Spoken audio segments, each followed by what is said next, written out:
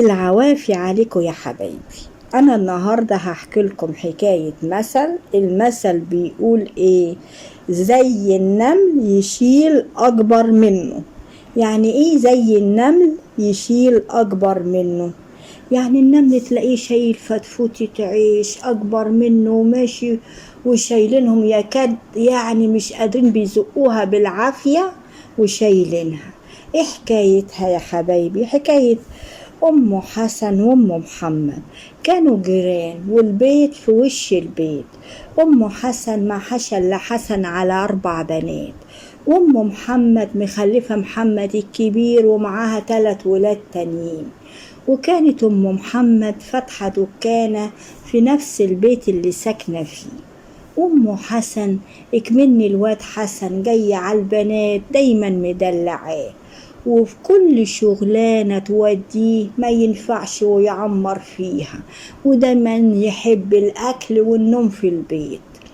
أم حسن دايما واقفة في الشباك تبص على اللي رايح واللي جاي، وتبص على ولاد جارتها ام محمد اللي عمالين يساعد ابوهم في الدكانة ويشيلوا البضاعة ويجيبوها، والواد يشيل حاجات فوق كتفه وفوق ظهره. العيال يمكن الوزن قد وزنهم واكبر منهم كمان.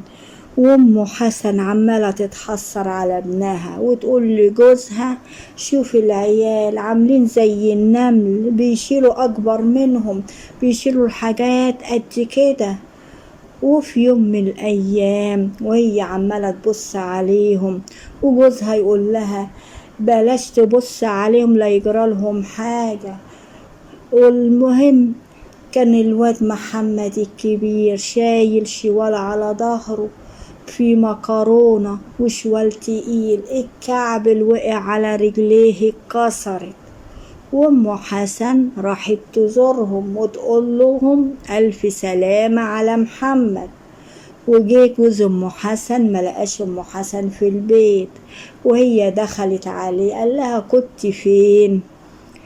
قالت له كنت بزور جارة ام محمد عشان ابنها رجليه اتكسرت. قال لها ده من عينك، طول النهار واقفة في الشباك تبص عليهم.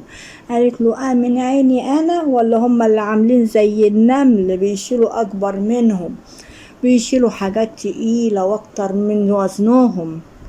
وإن عجبكم حكايتنا ما تنسوناش في اللايك والشير وتمسوا بالخير يا